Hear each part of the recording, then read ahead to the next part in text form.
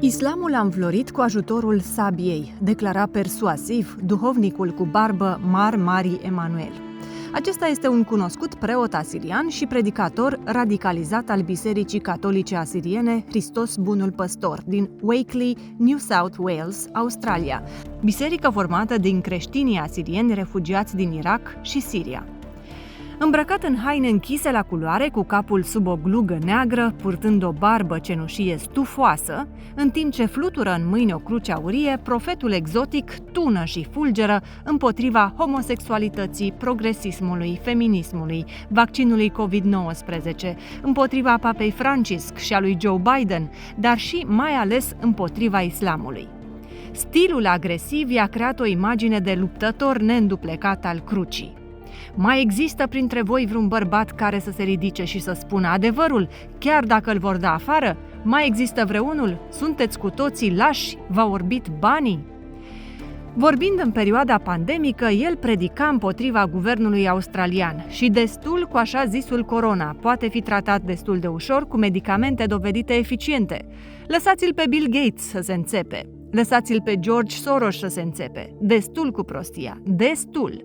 Rușine să-i fie unei asemenea generații. A mai rămas vreo urmă de conștiință în oameni? Mai există cineva cu conștiință sau ați ucis-o cu toții?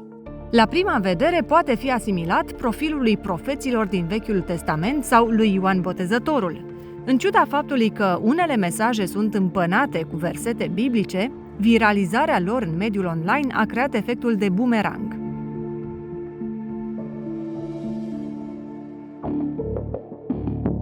Luni seară, pe 15 aprilie 2024, în timp ce predica live, un adolescent musulman l-a înjunghiat pe Mari Emanuel alături de alte persoane.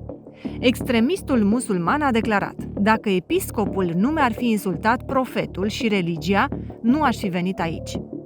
Imediat după atac, Emanuel s-a rugat pentru tânărul agresor, declarând că îl iartă. Pe 18 aprilie, într-o predică online din spitalul Liverpool, Emanuel l-a iertat din nou pe atacatorul islamist, cerându-le adepților săi să nu caute răzbunarea. Dragostea nu dă greș niciodată. Orice mi s-a întâmplat mie personal, îi mulțumesc Domnului Isus. Îl iert pe cel care a făcut acest act și îi spun: ești fiul meu, te iubesc și mă voi ruga mereu pentru tine. Și pe oricine te-a trimis să faci asta, îl iert și eu în numele puternic al lui Isus.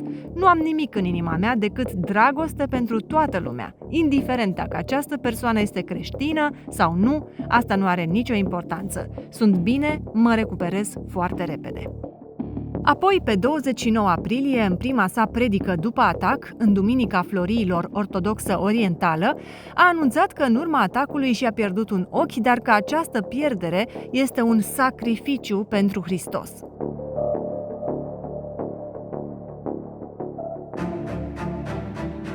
Este acest mod de a-L apăra pe Dumnezeu voia sa? Aprobă Scriptura un astfel de martiraj? Care este granița dintre exotismul profetic biblic și lipsa de înțelepciune a vectorului uman? Este suferința pentru Hristos sau martirajul un scop în sine, ceva ce este de dorit și mai ales de căutat în mod voluntar? Modul în care traduci voia lui Dumnezeu la frontiera dintre curaj și înțelepciune poate fi decisiv în multe situații. Promovarea adevărului are o paletă largă de mijloace, iar agresivitatea nu se regăsește printre ele. Poate cea mai frumoasă imagine promovată de Hristos este ca urmașii lui să fie blânzi ca porumbeii. Iată, eu vă trimit ca pe niște oi în mijlocul lupilor.